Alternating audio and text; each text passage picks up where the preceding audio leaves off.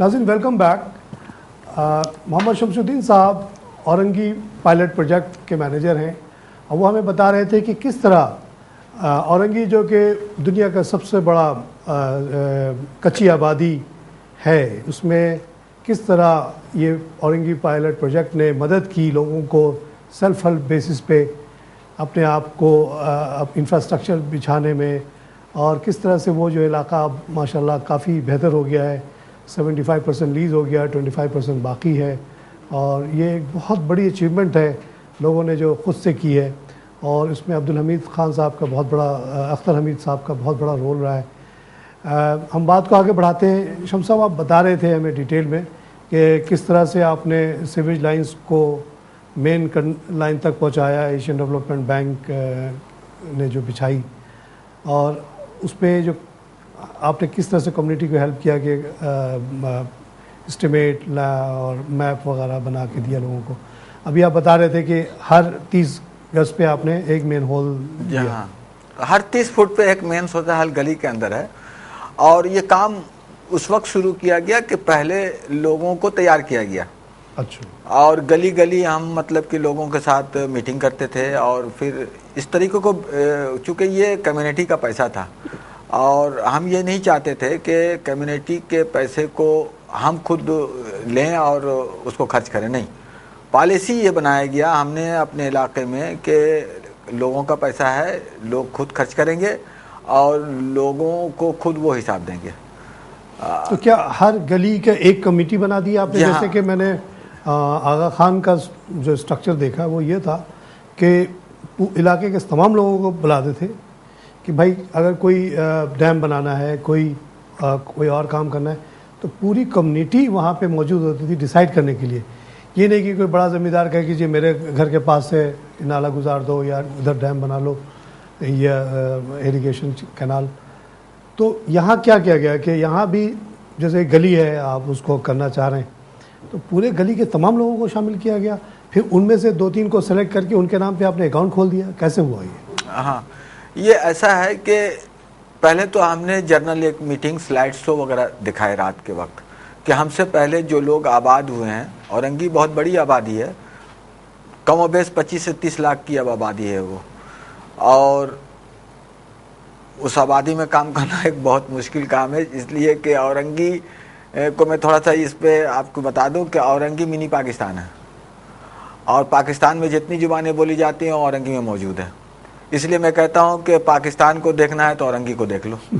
तो वहाँ के लोगों का शऊर, वहाँ के लोगों का जो ख्यालात हैं मुल्क के सतह पे या हुकूमती सतह पे बहुत वाज़ेह है, और बहुत कम वो इन्हिसार करते हैं हुकूमत के फंड्स पे।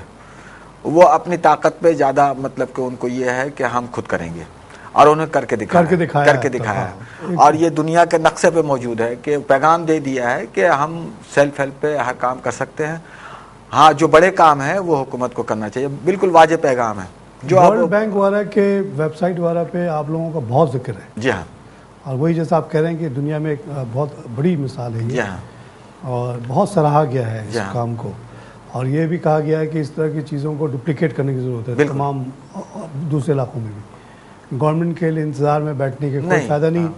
देखिए, जैसे आप लोगों ने सीवेज लाइन, जैसे कि मैंने नॉर्दर्न एरिया का पढ़ा कि जहाँ पे गवर्नमेंट 1 लाख खर्च करती, वहाँ लोगों ने 10,000 में वही काम कर दिया।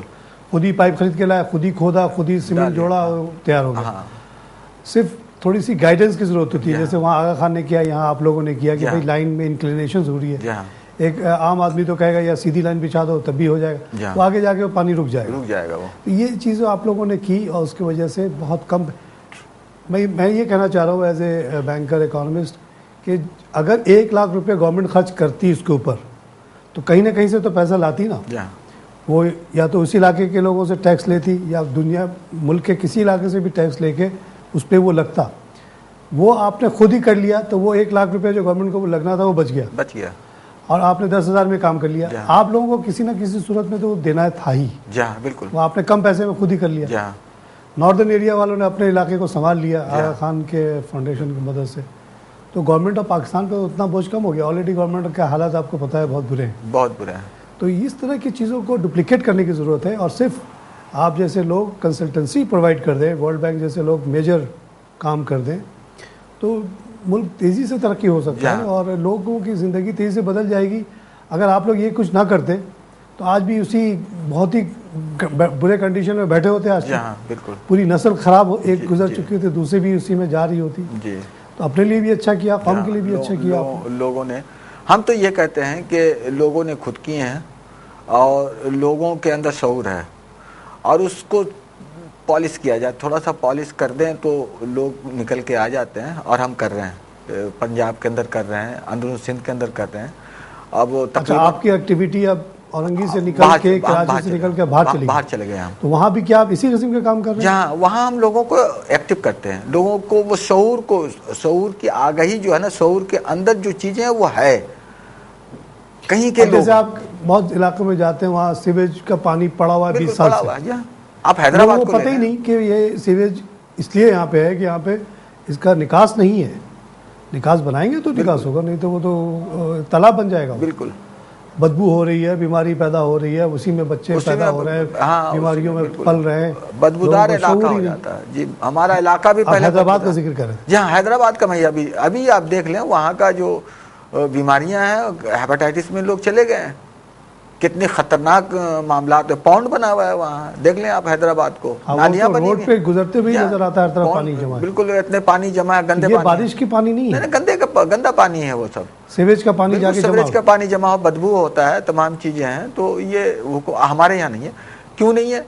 उसका एक बाजाब्ता एक प्लानिंग किया गया, लोगों को उसमें शामिल किया गया। यहाँ पर मसला यही है कि मैं जो बार बार एक बात कहता हूँ कि प्लानिंग में लोगों को शामिल किया जाए। ये नॉर्दर्न एरिया में भी है, सारी कामयाबी की जड़ ये है, आगा खान का पैसा नहीं है, लोगों को शामिल किया जाए। आप जब लोगों के लिए काम करते हैं तो लोगों से मशवरा क्यों नहीं करते? बिल्कुल, उनको करना चाहिए और ये नहीं हो रहा है सरकारी सतह पे, ये नहीं होता। और जब लोगों ने लोगों से आपस में मशवरा किए तो वो एक मिसाली काम हो गया। जैसे औरंगी को आप देख लें, औरंगी के हर गली जो है पुख्ता नहीं हो गया है।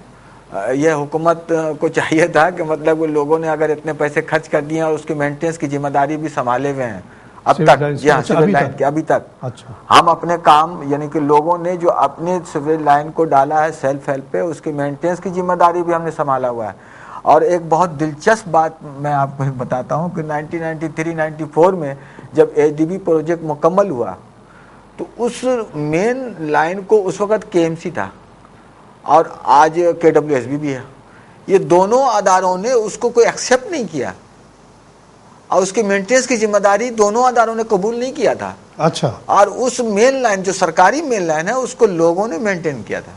अच्छा जी, और ये जाके 2006 में ये मतलब कि जब सिटी गवर्नमेंट इस पे आई तो वो उन्होंने टेक ओवर किया कि हाँ जी मेन लाइन, मगर उसी के बाद रोड बड़े बड़े अच्छे बने। जी हाँ, उसके बाद बनना शुरू हुए, क्योंकि जब तक वो आप मेंटेनेंस उसकी ना माने, हाँ, रोड बनाने का कोई सेंस नहीं है, तो कहीं ना कहीं तोड़ फोड़ होती रहेगी। जी हाँ, वही चीज है कि लोगों को। अच्छा, हैदराबाद के बारे में, क्योंकि करीबी शहर है और हम लोग जाते रहते हैं, तो वहाँ जो पानी वानी इतना जमा है उसकी वजह आप यही बता रहे हैं कि नालियाँ हैं वहाँ, वहाँ सीवरेज लाइन नहीं है, सीवरेज लाइन है ही नहीं है।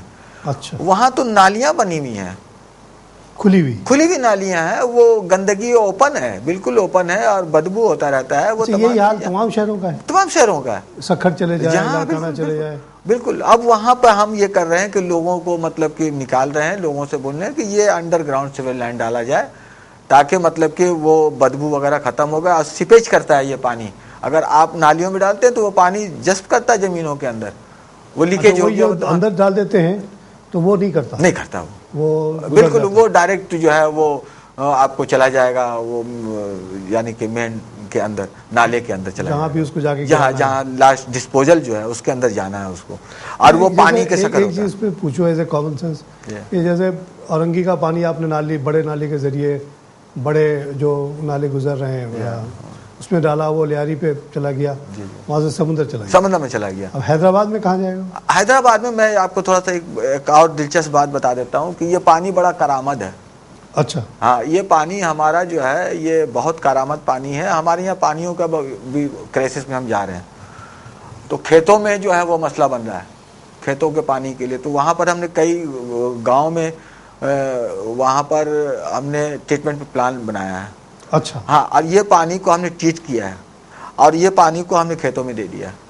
अच्छा, ये अगर ट्रीट करके डाला जाए तो बहुत ही यूजफुल पानी है। अच्छा। हाँ, हम तो ओपीपी के दफ्तर में आप आकर के देखिए तो वो जितना भी हमारा जो है पानी है, हम उसको जाया नहीं करते, हम उसको प्लांटेशन में डाल रहे हैं, ये कर रहे हैं, वो कर रहे हैं, पौधों में डाल रहे हैं, पौधों के लिए मतलब ये फर्टिलाइजर का काम है। हाँ बिल्कुल। अच्छा। हाँ, मगर ये हुकूमत को चाहिए कि हम तो पैगाम दे रहे हैं कि ये पानी, हम क्राइसिस में जा रहे हैं तो ये पानी हमारा बहुत फेंकने के लिए नहीं है। मैं बाहर बहुत रहा हूँ 25 साल। जापान में एक कतरा पानी समुद्र में नहीं फेंका जाता। सब प्रोसेस है। यूएई करीब का मुल्क है, एक कतरा पानी समुद्र में नहीं जाता। सबको वो घुमा फिरा के सीवेज का पानी को कुछ उसको क्लीन करके सब आप जैसे कह रहे हैं पौधों में डाल देते हैं। पौधों में डाले, एग्रीकल्चर लैंड में डाल। यहाँ ये पोजीशन है कि इतनी बड़ी तादाद में समुद्र में ये जा रहा है कि हमारी मछलियाँ मर रही हैं, फिशरमैन का बुरा हाल हो गया है। अगर आप यहाँ के फिश हार्बर पे चले जाए, वहाँ आप खड़े नहीं हो सकते बदबू से। तफ्रीकात तबाह हो गया हमारा जी।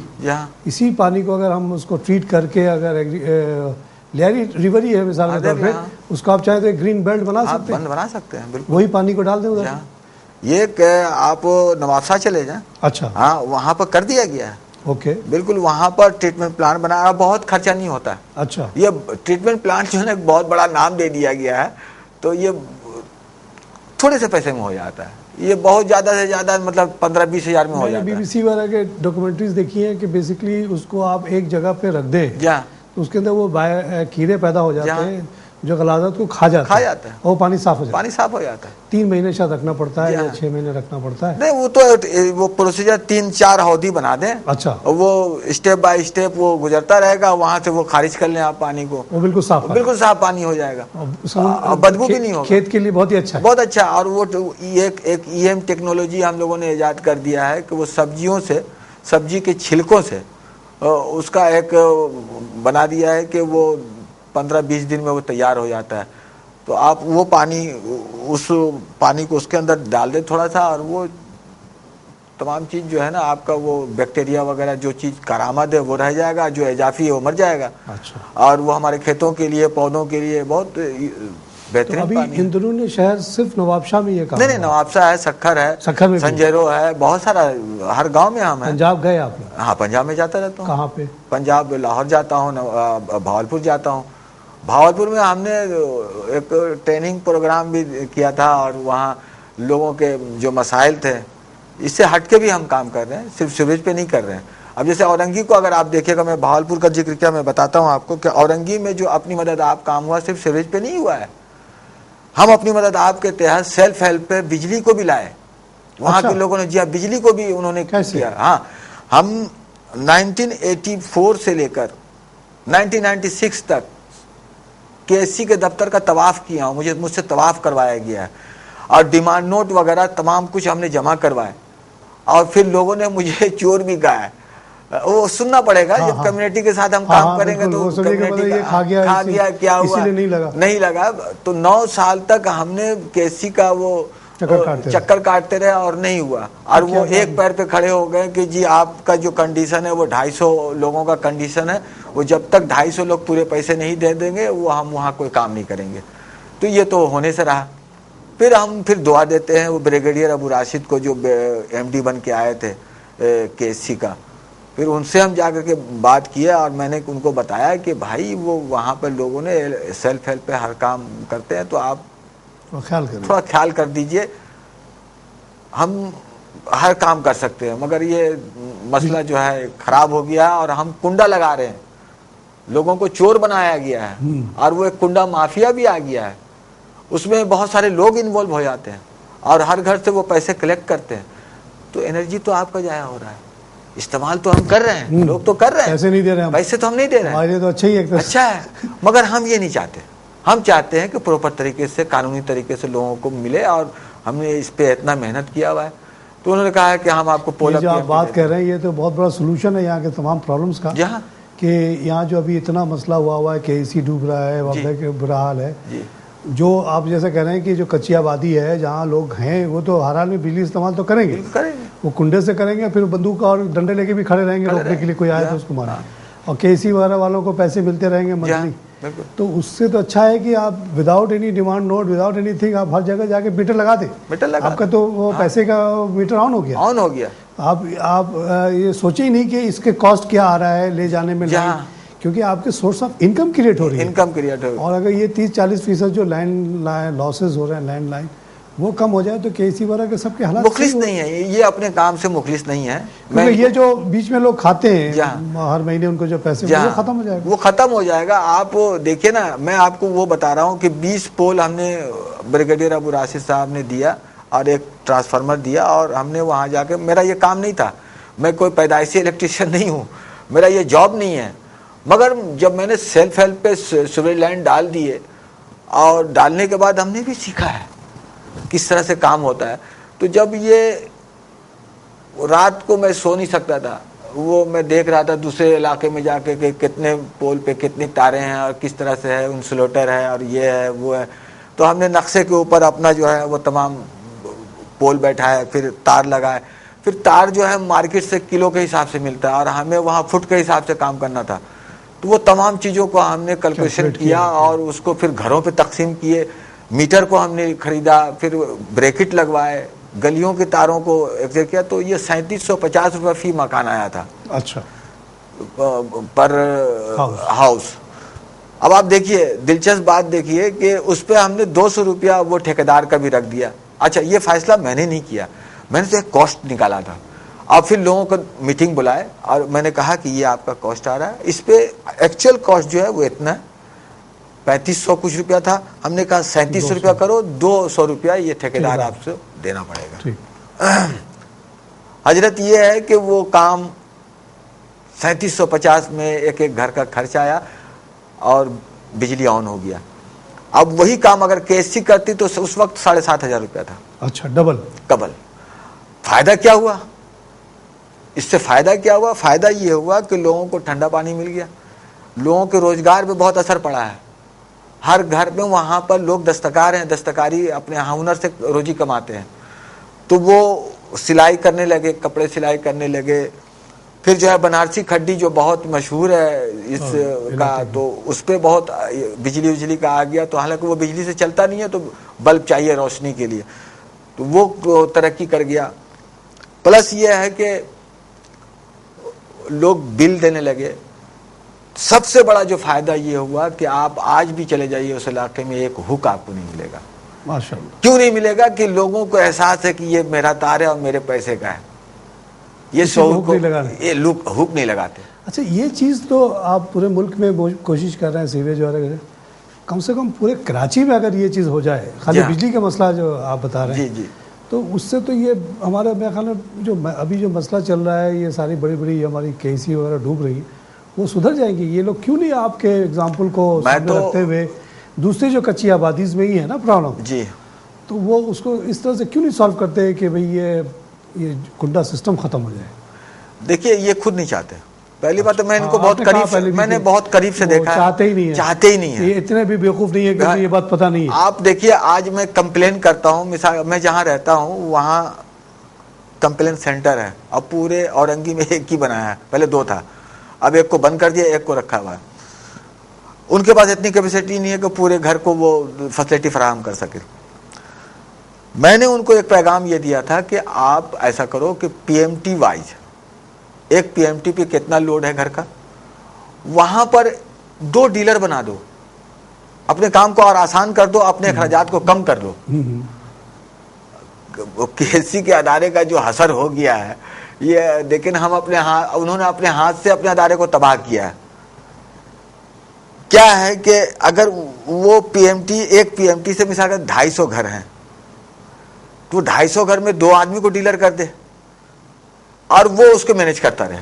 वाह, सस्ता से सस्ता काम होगा, मैंने उसके प्रॉब्लम को सॉल्व करता रहेगा। बिल्कुल। और ये ज्यादा से दुनिया भर में ऐसे ही होता है, ऐसे ही होता है। एक तो किसी दुनिया में, मैंने आपको पता है पूरा कराची जो है एक 67 मुल्कों से बड़ा एक शहर है। इतनी बड़ी मोनोपोली दुनिया में कहीं नहीं है। एक इतना बड़ा इलाका है, इतनी बड़ी आबादी को एक कंपनी को दिया हुआ है। कम से कम इसको जैसे 18 हमारे टाउन्स हैं, 18 कंपनी होनी चाहिए जो डिस्ट्रीब्यूशन और उसको टेक केयर करे। जैसे औरंगी का एरिया में एक कंपनी बन जाए, जो कॉमन लाइन वाइन है सब वही यूज़ हो, लेकिन वो उसका काम हो डिस्ट्रीब्यूशन, पैसा कलेक्ट करना, नज़र रखना कि कोई कुंडा ना मारे, उसी इलाके की जो कंपनी होगी वो वहाँ के इलाके के बनवास उनवास सबको रखेंगे तो मैनेज कर सकते हैं, मैनेज हो जाएगा। लेकिन एक कंपनी जो पता नहीं उसका हेडक्वार्टर कहाँ है, वहाँ से आके वो कैसे कर सकती है? और उनसे मुलाकात भी नहीं होती है, मुलाकात भी नहीं होती, वो छुप जाते हैं वो जब। अच्छा, अब थोड़ा सा मैं एक चीज़ जो मेरे जहन में आपके औरंगी के सिलसिले में आती है, अब्दुल हमीद खान अख्तर हमीद साहब का जो एक विज़न था वो घरों के बारे में, कि उन्होंने जो पहले शुरू में लोगों ने कॉमन सेंस यूज़ करते हुए टीन के घर बनाए, उसको मैंने सुना कि उन्होंने कहा कि नहीं, ये टीन के घर ख़त्म करके वो स्लैब वाले जो आप लोगों ने मॉडल उन लोगों को दिया, उसके बारे में थोड़ा बताइए। हाँ, उससे क्या फ़र्क पड़ा? देखिए, पहली बात तो ये है कि एक तो गर्मी बहुत कम हो गई, गर्मी बहुत कम हो गई, और टीन का जो घर था तो उस वक्त आपको भी पता है, सब लोगों को पता है कि जब लोग एक जगह से दूसरी जगह आते हैं तो अपने हालात को दुरुस्त करते हैं, और घर बनाने का जो कॉन्सेप्ट है, जो तरीक़ेकार है, हर आदमी के पास नहीं है। वो एक आर्किटेक्ट नहीं है, वो कोई अच्छा प्लानर नहीं है, बस वो 120 गज है तो उन्होंने कहा पीछे एक कमरा हो जाए और इस तरह से उसे कर दो, और वो हवादार नहीं होता, उसमें हफ्स होता है। तो बहुत ज़्यादा कोशिश किया गया है कि एक तो टीन है, टीन बहुत ज़्यादा तपिश जो है, सूरज के रोशनी से बहुत ज़्यादा तपिश हो जाता है, गर्मी बहुत ज़्यादा हो जाती है। तो वो स्लैब का जो कॉन्सेप्ट जो लाया गया था वो था, तो स्लैब भी वो एक तो स्लैब, हाँ, वो जो ब्लॉक्स यूज उसमें भी उन्होंने कोई तब्दीली की, वो एक तो हैंड ब्लॉक था, हाँ, उसके बाद मशीन ब्लॉक लाया गया। क्या उसको कंप्रेस करते थे? जहाँ कंप्रेस करते हैं ना, उससे उसकी स्ट्रेंथ बढ़ जाती है। हाँ, स्ट्रेंथ बढ़ जाती है। अच्छा। और प्रोडक्शन बढ़ जाता है, जल्दी जल्दी बन जाता है। और अब वो हैंड का जो जहाँ तक ये था, जो बैठ करके बनाते थे तो वो कमज़ोर भी होता था और इतना पायदार नहीं था। तो ये दो बड़ी चीज़ें उन्होंने की, घर के डिज़ाइन बदला, सीवेज लाइन का उन्होंने एक प्लान दिया, एक टेक्निकल सपोर्ट दिया, लोगों के मासी हालत को भी बेहतर करने की कोशिश की।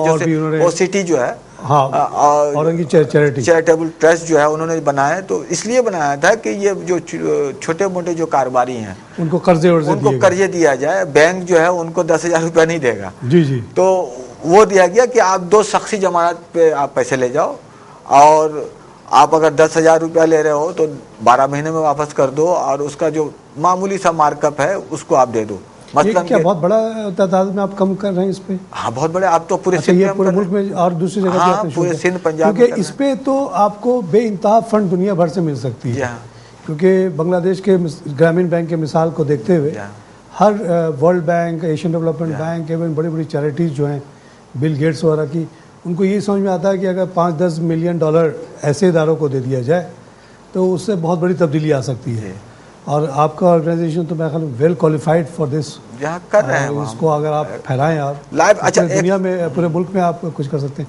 शम्स साहब, अब हमारा प्रोग्राम का वक्त ख़त्म हो रहा है, आपसे बात तो पूरी नहीं हो सकती भाई, इंशाल्लाह फिर एक दफ़ा और सेशन रखेंगे इंशाल्लाह। नाज़रीन, औरंगी पायलट प्रोजेक्ट एक सेल्फ हेल्प ग्रुप जिसने औरंगी टाउन को, जो कि दुनिया का सबसे बड़ी कच्ची आबादी है, उसको जिस तरह से उन्होंने बनाया, संवारा, उसके बारे में आपने मोहम्मद शम्स साहब से एक तफसीली बात सुनी, और वो जो कुछ इन्होंने यहाँ किया अब उसको वो डुप्लिकेट करें नवाब शाह और सखर और सब इलाक़ों में।